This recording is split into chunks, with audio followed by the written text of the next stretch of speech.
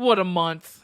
What a freaking month. I had a great May personally. There were so many things that were just so much excitement because first things first, I graduated college. Goodbye school, see you later, not gonna miss you. But it was really exciting, finishing out college, getting that and everything. It was great. But I also went to Texas. It was a really nice vacation. It was my first time in Texas. Went to Texas Frightmare, met some celebrities. It was just so much fun, so awesome. And then at the end of the month, I got to wrap up on my next short film a couple days ago. Very exciting, very fun. But with all that, I did miss some movies, okay? I missed probably a handful of movies. But I still have 11 movies to rank, I didn't forget about this video. I might be a couple days late, but it's fine. I chose life. I chose happy times with family and friends, and I'm glad I chose that. But we can still rank these movies.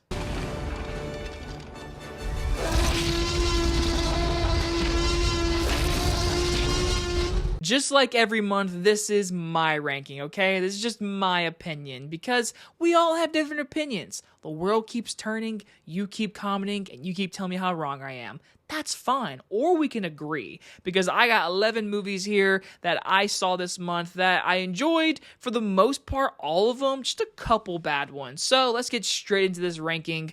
Number 11, that's the one and only Karate Kid Legends. I thought this movie sucked, honestly. Now again, I just saw the first Karate Kid, the original, for the first time before seeing this new one.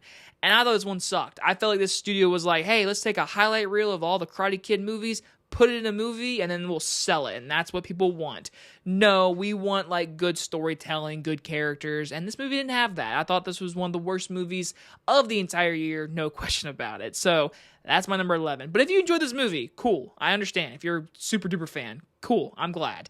Speaking of super duper fans, number 10, my biggest review in quite some time. Thank you for that, by the way. We have Hurry Up Tomorrow. Yeah, from my comment section, people who I talked to, I was basically right. This is a movie made for the Weeknd fans, and if you're a Weeknd fan, you really like this movie, and you love the deep meanings of what this did for him as a person, as an artist, whatever, I'm happy. If they made a Post Malone movie like this, I would probably like it more than others because I'm a Post Malone fan. But as not a big fan of The Weeknd, I like his music. This movie was just really bad. It was horribly boring and just felt like nothing happened. And by the end of the movie, I really wanted to get up and leave. There was so many times I was like, is anything gonna happen? When's the plot gonna kick in? And then when it does, it's literally misery for about 20 minutes, and then it goes back into some weird cinematography and The Weeknd doing good music. I thought it was really bad. It's one of the worst movies of the year for sure. But if you're a Weeknd fan, you probably like it more than me. I saw the comics section. All right, so number 9. Number 9 is a movie I did not give a full movie review. I did get to watch it on Netflix, though. That's the new Fear Street movie, Fear Street Prom Queen.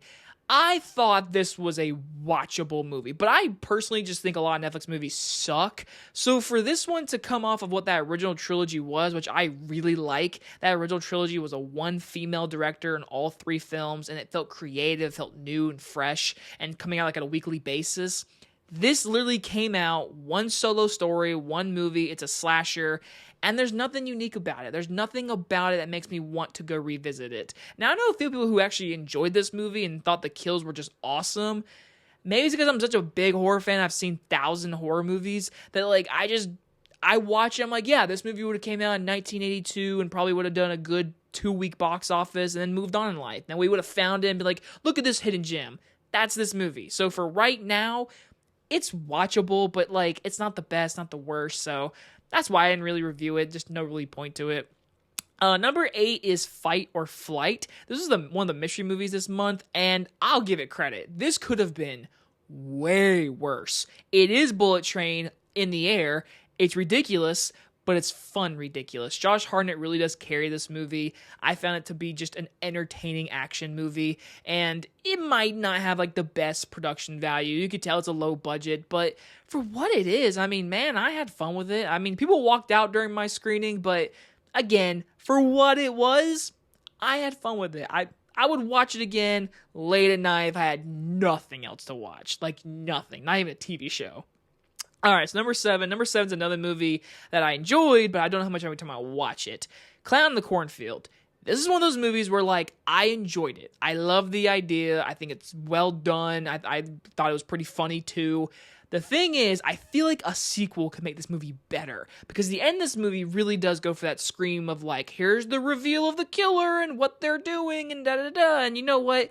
It was pretty easy to figure out what they're doing, but, like, I just found the movie to be entertaining enough. So I feel like a sequel could really make this better. And I know this is based off a book series, so hopefully it gets a sequel, because the box office did really good for, like, a $1 million budget. Like, that's pretty cool in my opinion. So it's a number 7. But speaking of box office, number 6, Lilo and Stitch. Oh my. Like, this thing is killing it. When I was in Texas, advertisement was everywhere. I mean, poster boards on the walls, on TV screens. This thing was everywhere in Texas because it's going to make $1 billion. And you know what? It was cute. It was fine. It was fun. But I do know people who I just spoke to literally were like, I'm not watching it because they changed certain things about the ending and this person's not in the movie. I get it. But you know, these remakes, if you change something, you get yelled at. But if you're a complete copy and paste of the original, you get yelled at for just basically being a ripoff, money grab, or whatever. These movies can't win. And I thought this movie was cute and fun enough that I enjoyed it. I understand why it's making $1 billion right now. So go and see if you have family and friends, because it is cute. It's definitely the busiest movie in the theater right now. Number 5, I saw this movie by myself, and everyone was in Lilo and Stitch. But number 5, I was by myself. That's Friendship. This movie is hilarious. If you like Tim Robinson, go see it. If you like A24, go see it. If you don't like any of those things, give it a chance. But there's a higher chance you probably won't like it. But me personally, I found it really funny. The Toad scene is so funny. I have a friend that literally is quoting that scene of like the reaction of the Toad. And it's so funny. I still find it hilarious. So me personally, I found Friendship to be one of the funniest movies of the entire month. Maybe of the year, honestly. But give it a chance. I would. Just give it a chance. Number 4. Number 4 is weird because it's this high in the list. And it deserves to be. But it's the biggest disappointment of the year. Maybe. We'll see at the end of the year. But number 4, it's Mission Impossible, The Final Reckoning. I'll say this. You gotta see it in the movie theater. The 2 stunts, the submarine and the plane, oh my god. Like, they are amazing. Some of the best action scenes, stunt work you could ever see in a movie, ever. They are amazing. The story for this movie is really bad. It's really badly written. It's really just rushing through stuff that was way better in part 1. This one's like, hey, AI, you're the bad guy. Here's a 3-hour movie of a lot of exposition and then the 2 action scenes that are really good. This felt disappointing for that aspect, but at the end of the day, it was a good send-off to Mission Impossible. I enjoyed it. I even kind of teared up a little bit in one scene. So I grew up with this franchise. I wish it ended a lot better, but for what it is, I'd rather have this action movie than like 90% of what action movies we get nowadays. So say that. I'll say that. All right. Number 3, shocked. This is my number 3, Thunderbolts. This was good. This was a good Marvel movie. This was a movie about depression. People, a Marvel movie about depression and anxiety. You don't hear that nowadays, and for us to get that, and this one to be like the $100 million loss for Marvel, is insane in my opinion. It's really shocking, but for the movie, not the box office, I really enjoyed it. The performances are great. The story's really interesting. And I really like the dynamic of this team. I really enjoyed this movie. It's easily one of the best Marvel movies of quite some time. I might even like it more than Deadpool and Wolverine, honestly, because this one felt like a movie. It didn't feel like a puzzle piece. So that's the best compliment. And number 2, I'm shocked. This is my number 2. I didn't think it was going to be number 2. I was hoping it was going to be good, but I'm glad it was really good. I had a great time with Final Destination Bloodlines. Listen, I have missed this franchise, and I didn't know how much I missed it until I saw this movie. This was fun. This was so much fun. As a big horror fan, this was fun. I want 7 more of these movies, honestly. Please. Like, this is what I want. I do agree with a lot of people. I was not a fan of all the CGI, but I get it. I still enjoyed it. It's my second favorite movie of the month, and I'd put it in my top 10 of the year right now, honestly. I mean, it's May, so let's just say that, but it's up there, man. I enjoyed this one. Number 1, though, no question about it. It really wasn't close. Just like last month with Sinners, number 1 is kind of like miles ahead. It's Bring Her Back. I loved this movie, and I'm shocked to see some people really not like it or just not really like get the ending, which I understand because in my review, my complaints were there was a few subplots that just added up to really don't know what. I do need to see it again. I would like to, but this movie was awesome. It was well directed. The cinematography is beautiful. The performances, the story, the meanings, and just the overall prosthetics. As a horror fan, it was gruesome. Is what I wanted. I loved it. I really did.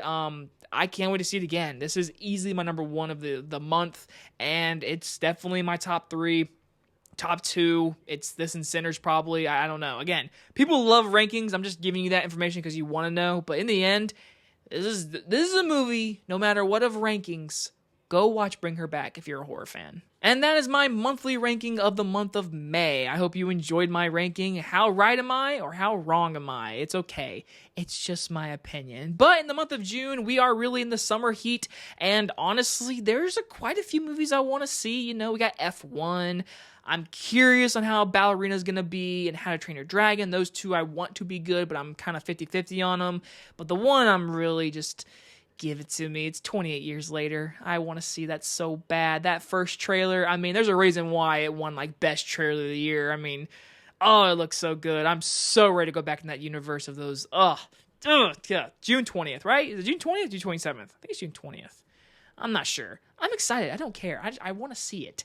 Anyway, guys, you guys enjoy this ranking. Sorry again if I missed a few movies. Life. I'm just enjoying life. I'm done with school. I'm a free man. Anyway, guys, if you guys enjoy this movie review, I do that every month. Enjoy this ranking. Have a great day. Touch grass. Touch air. Hug at people. Bye, everybody.